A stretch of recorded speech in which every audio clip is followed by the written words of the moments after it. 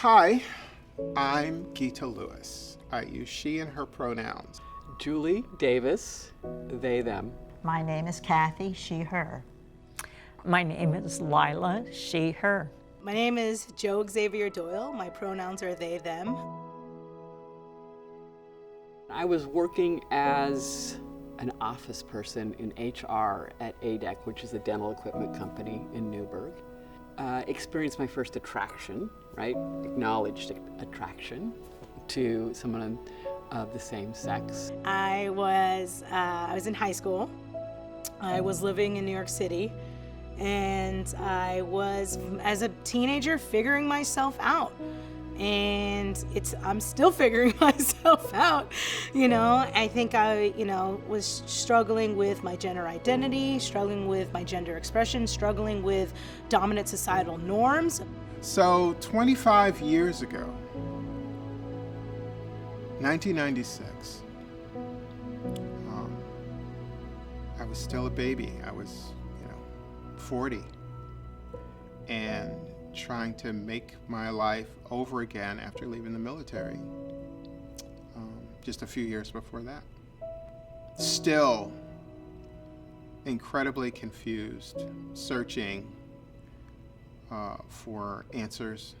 I still remember, and I can still feel the trauma, even though it was so long ago, of leaving a lesbian bar with a girlfriend in New York City and having a group of mostly teenage boys who were drunk with baseball bats chase us, and managing to just barely get away and get trembling to our apartment door and getting a key and just managing to get it closed and locked, and and running up our walk up.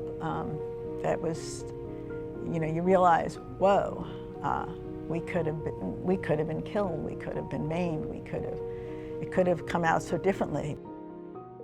It's kind of like I birthed Basic Rights Oregon, so I guess when was its touch point with me? Not many people anymore remember the first No on 9 campaign, which was in 1992. But the core tenet of the initiative was to try to write into the Oregon Constitution discrimination against gay and lesbians. So it would have barred our ability to actually go to the legislature and seek bills that would protect us from job discrimination, housing discrimination, public accommodation. Right to privacy was one of the early, it was a gay and lesbian and bi PAC.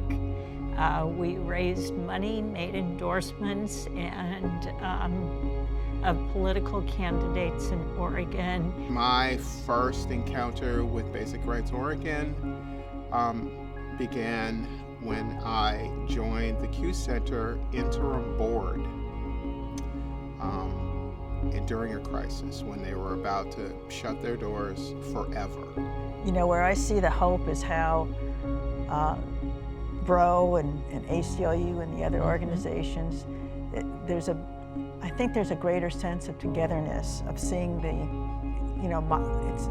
there's gay rights, but there's all the racial inequality, there's immigrant rights, getting the bigger picture and not just looking at, okay, we got to keep our marriage equality. Well, no, it's more than that. We got to be fighting for everyone. That's the work of going forward and continuing to go forward that Basic Rights gets to do. And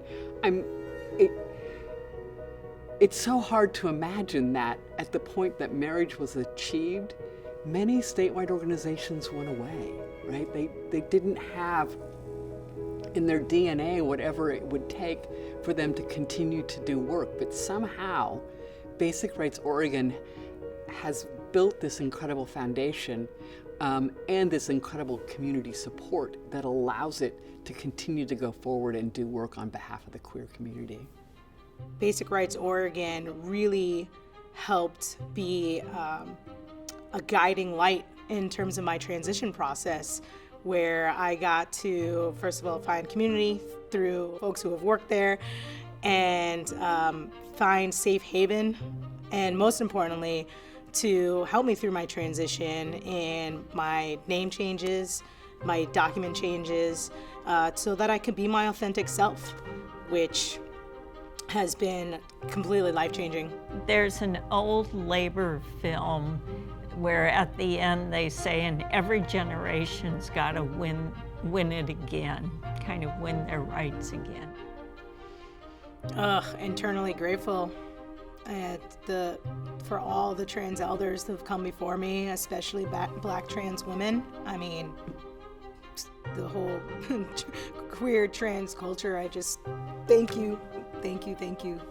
I imagine that with each successive wave of baby queers who come into their adulthood and who are inspired by activism, who are inspired by justice, oh my gosh, what they will accomplish 25 years from now fills my heart with joy.